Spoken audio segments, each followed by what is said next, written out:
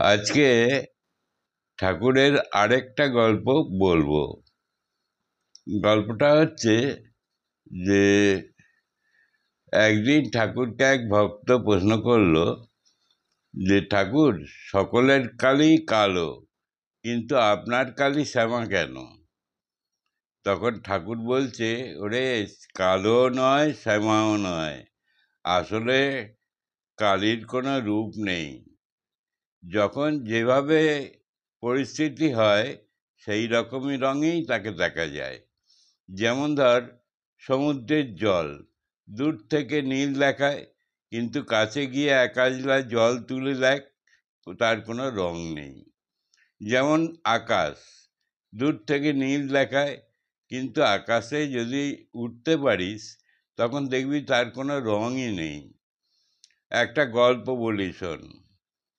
একবার একজন মাঠে গিয়ে একটা গাছে দেখলো একটা অদ্ভুত প্রাণী, লাল রঙের। সে তখন ওই রকম প্রাণী সে এর আগে কোনোদিন দেখেনি।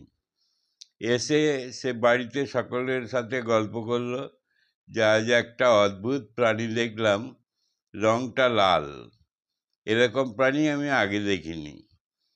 সঙ্গে সঙ্গে আর একজন বলে উঠলো, আরে ও তো আমিও দেখেছি, তবে ওর রং লাল না তো, ওর রং হচ্ছে হলুদ।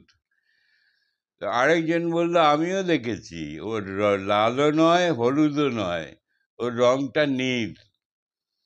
এইভাবে এক একজন এক এক রং বলল, কিন্তু দেখেছে সবাই। তখন বলল যে সবাই মিলে আলোচনা করে ঠিক করলো যে চলো সবাই মিলে যাই, সেই গাছতলায় গিয়ে দেখি প্রাণীটার রং কেমন। সবাই মিলে গেল।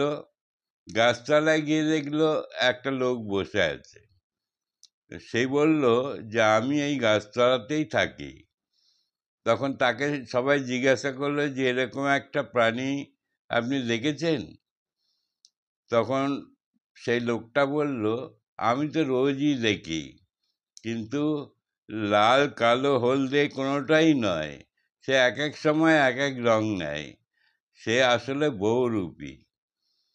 এই বলে তখন সবাই বুঝলো যে সত্যি ছোটার কোনো রং নেই, ওটা বহুরূপী। কালিরও এইভাবেই কোনো রং নেই, বিভিন্ন সময় বিভিন্ন পরিস্থিতিতে তাকে বিভিন্ন রকম দেখায়। এই গল্পের মাধ্যমে ঠাকুর সেই ভক্তকে এটাই বোঝালেন যে আসলে কালির কোনো রং নেই, ঠাকুরের কোনো রং নেই। সে যখন যেমন তখন তেমন রং গ্রহণ করে, আসলে সে বহুরূপী।